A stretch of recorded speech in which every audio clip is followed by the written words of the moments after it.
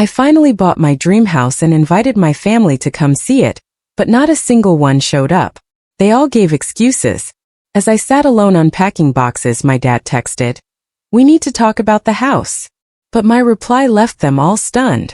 My name is Justine and I'm 33 years old. After a decade of saving every penny I ever earned, I finally bought my dream house last month. The moment I held those keys in my hand, the weight and coolness of the metal felt like a medal I'd been fighting for my whole life.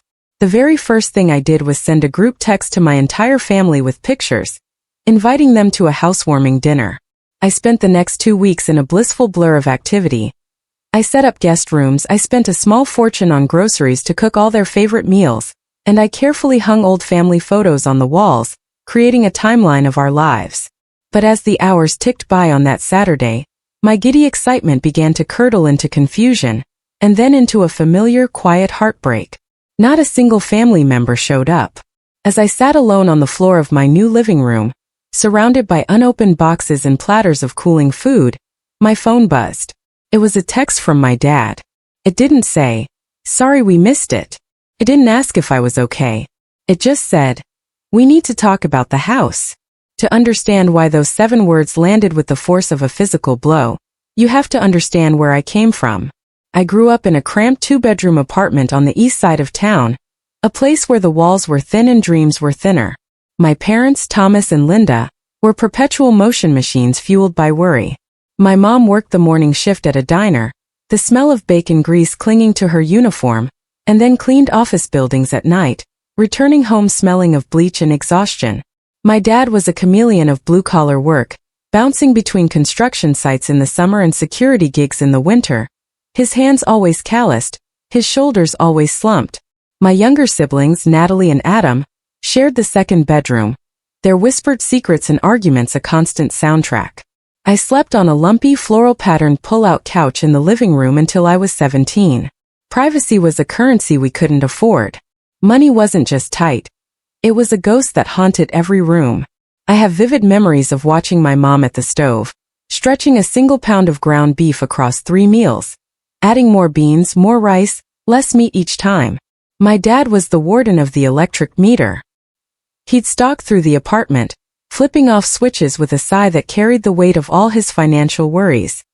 "Electricity costs money we don't have, Justine," he'd say, his voice a low rumble of frustration. But despite the constant struggle, we had our Sunday drives.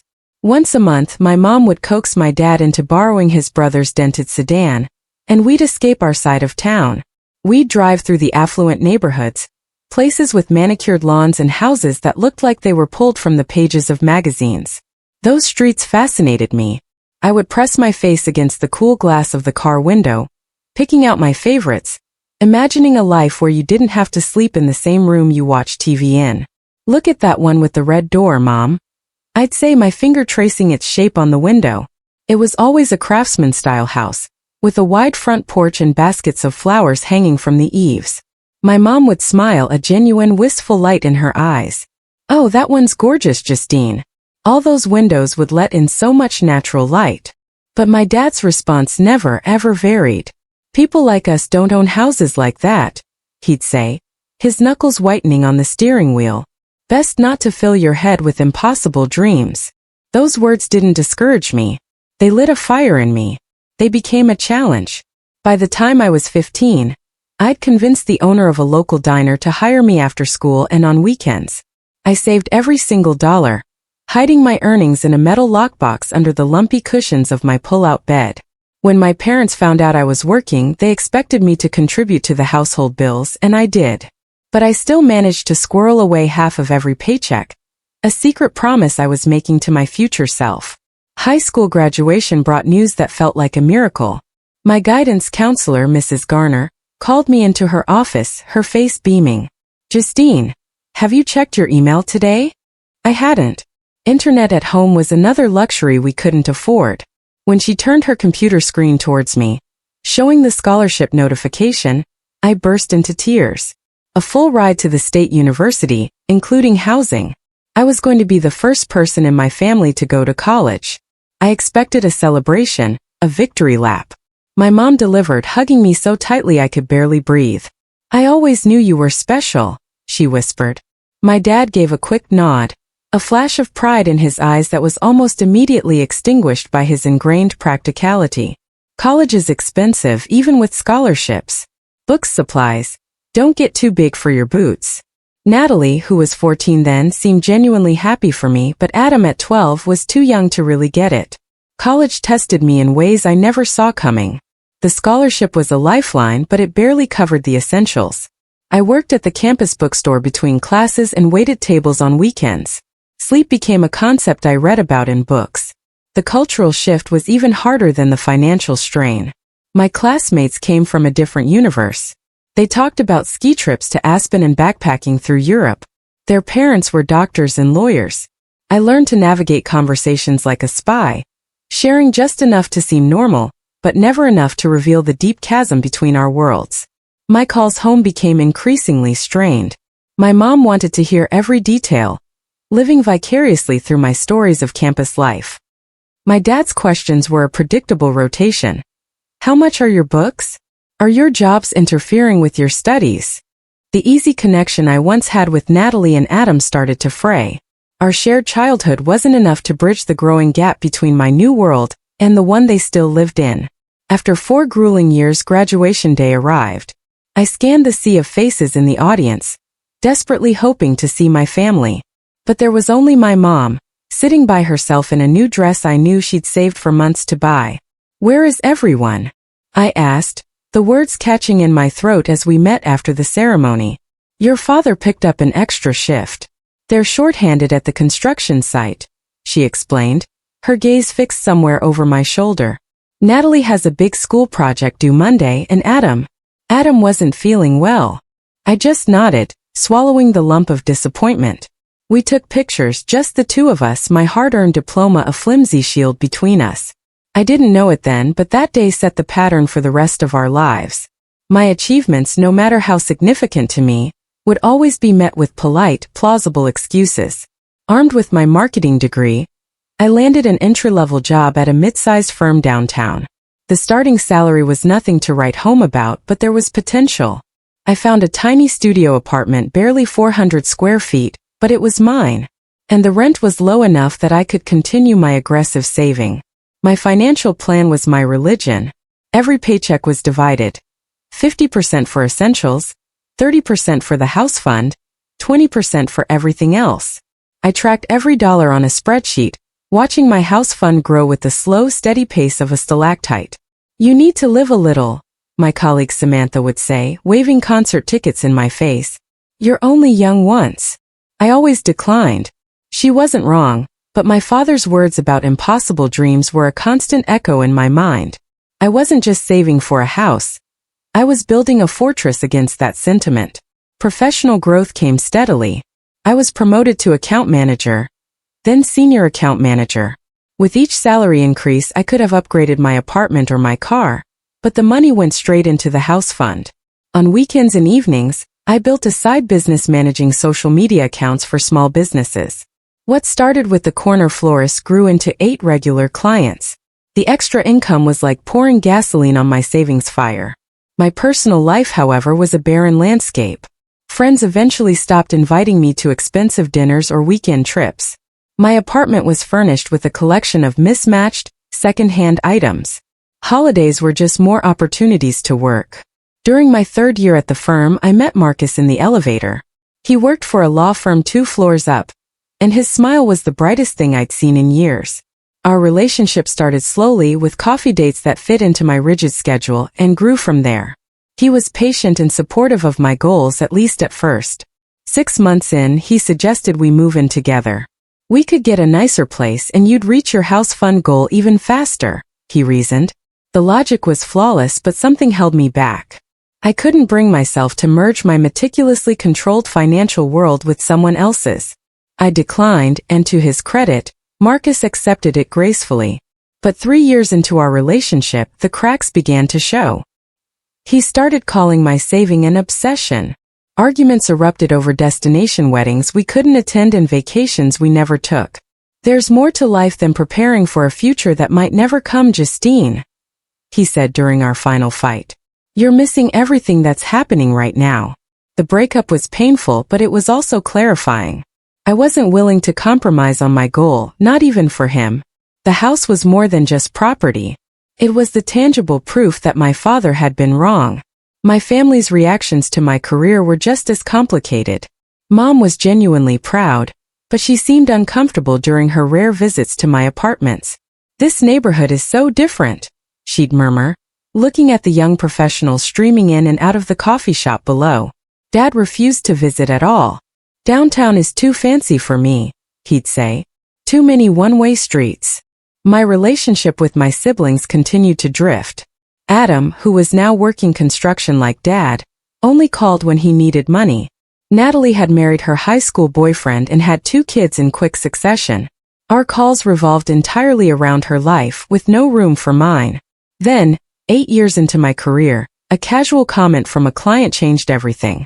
"The perfect time to build wealth is when you have income but before you have major family obligations," she said. At 32, I realized I could accelerate my timeline. That night, I contacted a mortgage broker. The meeting confirmed it. 8 years of relentless saving had put me in an incredible position. My pre-approval amount was more than I dared to hope for. "You've done the hard part already," the broker James told me. "You're in an enviable position." His words were a balm on years of silent sacrifice. I found a realtor named Kelly, and we began the hunt. I was clear about what I wanted. A craftsman or colonial, at least 3 bedrooms, in an established neighborhood. "I've been visualizing this house for 15 years, I told her. "I'll know it when I see it."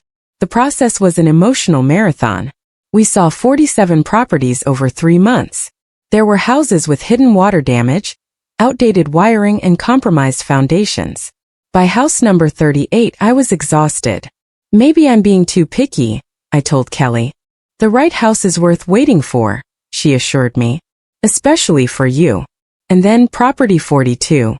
Driving down a tree-lined street in the historic Oakwood district, I saw it before Kelly even slowed the car.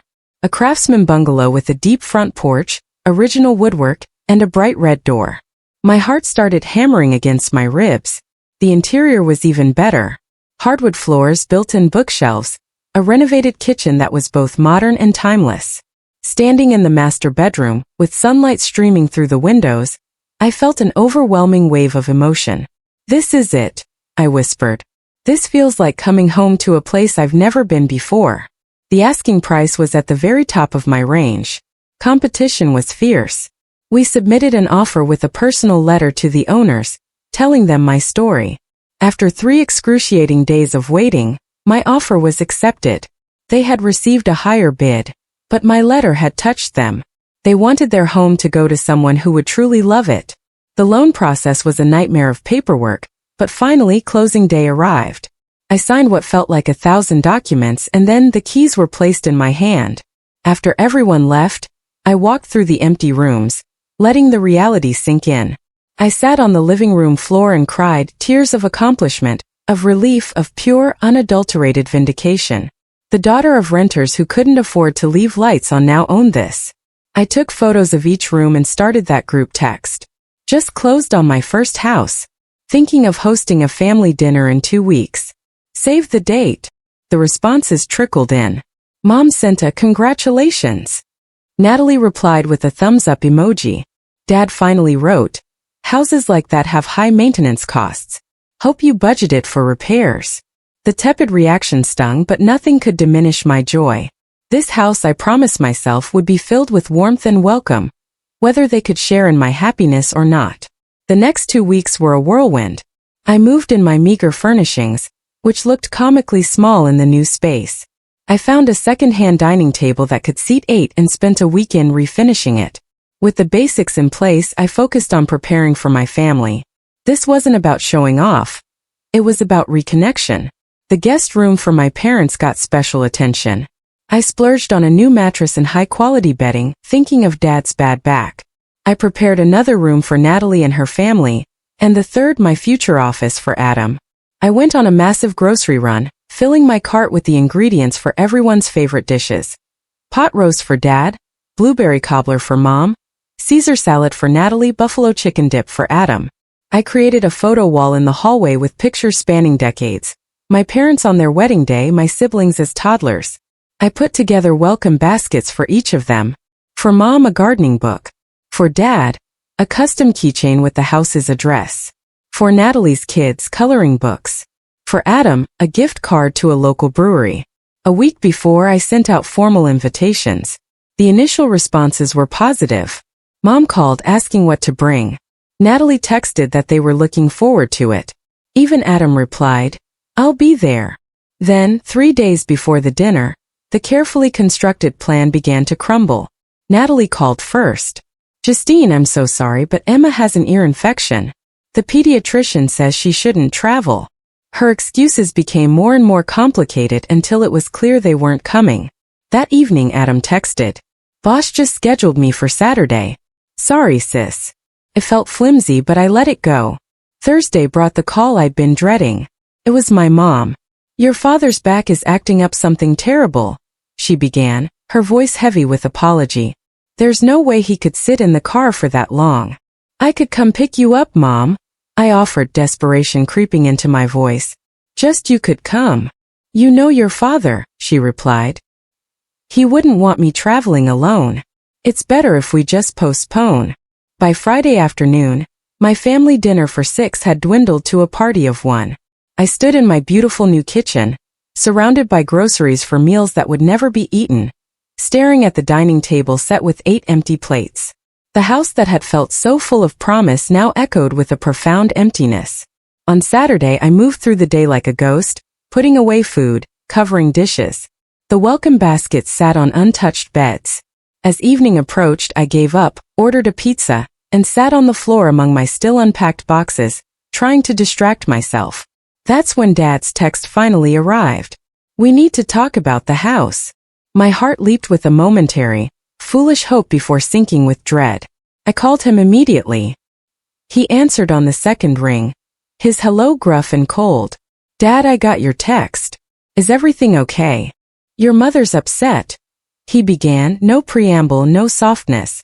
"Been crying on and off since you sent those house pictures." Confusion washed over me. "Crying? Why? Is she okay?" "No, Justine. She's not okay," his voice hardened. "None of us are okay with this show you're putting on." "Show?" I echoed, genuinely bewildered. "What are you talking about?" "This fancy house in that hoity-toity neighborhood. The dinner invitation like you're some kind of hostess from a magazine. It's not you, Justine. At least not the you we raised." The accusation landed like a punch to the gut. I sank back against a box, struggling for air. "Dad, I worked for this house for a decade. You know that. This isn't a show. It's my life. Hard work," he scoffed, his voice dripping with contempt. "Is that what you call it when you turn your back on your family?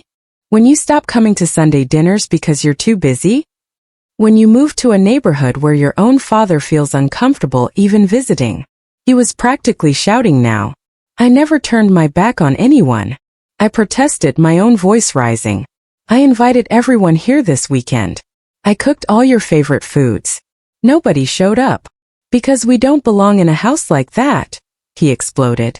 "Your mother took one look at those hardwood floors and that fancy kitchen and knew she'd be afraid to touch anything." Adam said he felt sick seeing those pictures, knowing he'll never afford anything close to that. Even Natalie felt it. Said you were just showing off, making it clear how far you've moved beyond us.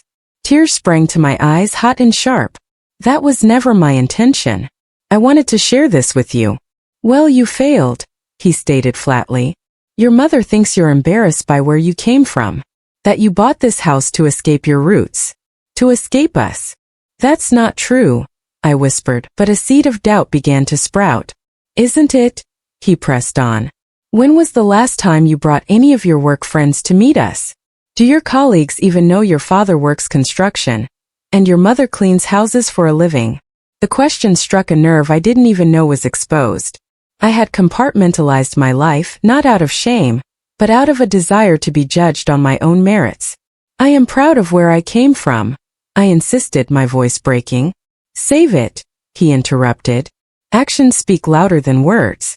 And your actions say you're building a life that doesn't include us. This house is just the final proof." His voice shifted, becoming cold and resigned. This changes things between us, Justine. You keep flaunting your success, making the rest of us feel small. There are going to be consequences. Consequences. I repeated in disbelief. Are you threatening to cut me off because I bought a house? Call it what you want, he replied coldly. Just know that choices have consequences. Always have. The line went dead. I sat there in the deafening silence, the pizza forgotten, the emptiness of the house pressing in on me.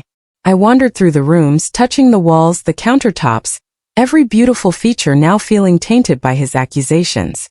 I caught my reflection in a mirror. Had success changed me in ways I hadn't seen? Had I, in my single-minded pursuit of this dream, accidentally left my family behind? The night was endless. I replayed years of conversations in my head, searching for the exact moment when my advancement became their alienation.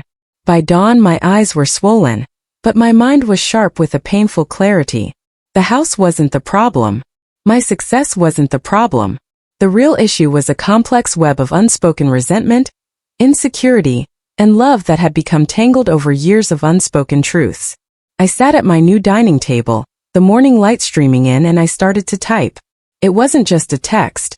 It was a declaration of independence and a plea for understanding. I love you all deeply, I wrote. The work ethic that built this life came from you. But loving you doesn't mean I have to diminish myself to make you comfortable.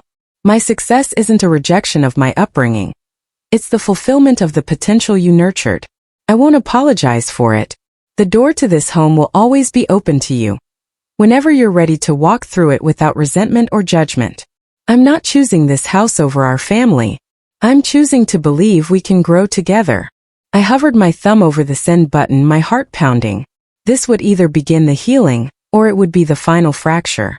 I pressed send. The responses, when they came, were a slow, painful, and ultimately hopeful trickle. Mom called first, crying, "I'm so proud of you, Justine. I've always been proud. It's just hard." We talked for an hour, the first truly honest conversation we'd had in years. She admitted my dad's anger came from his own sense of failure. Seeing you accomplish what he couldn't. It's complicated for him. Natalie texted next, an apology and a confession. I lied about Emma being sick. The truth is, I was jealous and ashamed. We talked on the phone, and for the first time she told me how my achievements had always made her feel like she wasn't enough. Adam took 3 days to text back a simple, "Need time to process." It was the most honest thing he'd said to me in years. A week later, a birthday card arrived from Dad. Inside was a gift card to a home improvement store. No note, but the gesture was a tiny cracked open door. The months that followed were a process of slow, careful reconstruction. I threw myself into making the house a home, painting walls, planting a garden, building a new community of friends and neighbors. I joined a networking group for first-generation professionals and found solace in their similar stories. I even started therapy, learning to untangle the guilt that had been woven into my success. 9 months after that disastrous housewarming, a text arrived from Dad. "Your mother says the gutters need cleaning before winter. Do you have someone handling that?" "I got quotes but haven't scheduled anyone yet," I replied carefully. "Any recommendations?" His response came quickly. "Those companies overcharge. I could take a look next weekend if you want." The following Saturday, his old work truck pulled into my driveway. He emerged, nodding curtly, as if it were any other job. "Nice place," he offered gruffly, his eyes scanning the porch. "They don't build them like this anymore." Coming from him, it was a symphony of praise. I gave him the tour I had planned 9 months earlier. In the backyard, as I held the ladder for him, the familiar rhythm of working together bridged some of the vast distance between us. As he was packing up his tools, he said quietly without looking at me, "You did good, Justine. It wasn't 'I'm proud of you,' and it wasn't 'I'm sorry,' but it was an acknowledgement." I accepted it for the monumental concession it was. That evening I sat on my porch swing, watching the sunset paint my garden in golden light. The house that had almost fractured my family had, in the end, become a new kind of foundation, one where authentic relationships, with all their complicated history, could be rebuilt brick by careful brick. I realized home wasn't just about the physical space. It was about creating a place where I could be my whole self, while still keeping the door open for the people who shaped me, no matter how long and winding the journey back to each other might be. Today, what we saw was just a small part of the many stories shared on Reddit and across the world. It's a reminder of how we all try to understand life by sharing our experiences with each other. This video was only an example of how we try to connect with others through storytelling, learning about different sides of life. We hope to continue sharing such stories that help us all learn and grow together. Thank you for your time, and don't forget to keep an eye out for more stories coming soon. If you haven't already, please like and follow for more amazing content.